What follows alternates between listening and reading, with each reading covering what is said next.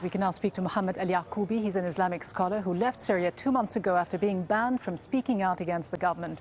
He joins us live from Birmingham. Shaykh Muhammad al-Yaqoubi, you've been outside of Syria, as we say, for a few weeks now. Are you still in touch with opposition groups within the country, and how much unity of purpose would you say there still is among opposition groups and leaders? Well, I think we should start talking about the peoples themselves. The people of Syria, I think, are united.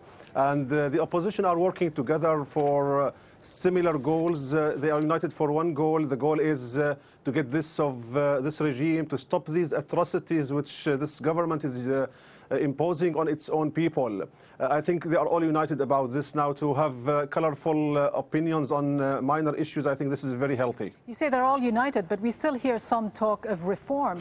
Does everyone want to see the regime toppled, or do some people still believe that reform can still take place and be effective? I think everyone wants the regime toppled. Everyone wants... we're tired just of the promises for reform. I don't think there are any hopes. People, even the most people who hoped for reform now got tired with all these promises. And the peoples themselves in the Syrian cities and outside, the opposition leaders are all united now for a solution, and only one solution: a change of regime. But can you speak with any confidence for everyone? Because the opposition is composed, as we know, of different political factions. At the risk of oversimplifying a very complex spectrum, a very complex picture, you have so-called secularists and you have those who apparently want to advance a more religious platform. Well, I speak on behalf of the Syrian people. I don't belong to any group of opposition. I belong to the Syrian people. Religious leaders are some of the best people represented in the areas, various areas in the country, and they are true leaders now of the revolution in the streets. And I think all people want a change of regime now. There is no way this regime can really bring security and reform and democracy to the country again.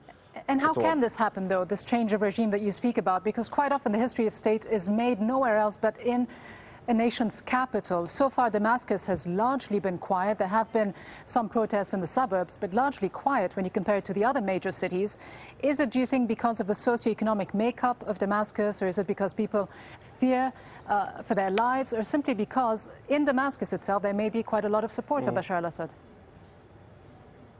Well, Damascus is not quiet, really. Probably it is not in the news, but they are not... people are not quite there. But to tell you the truth, the heaviest security presence is in the capital, of course, and all the institutions. And Damascus is made of various suburbs and various outskirts, and they are all demonstrating against the regime. And I believe that the change of regime should be done through a peaceful transition of power. Shaykh Muhammad al-Yaqoubi, a former Islamic scholar at the Umayyad Mosque in Damascus, now speaking to us from Birmingham. Thank you very much. Thank you.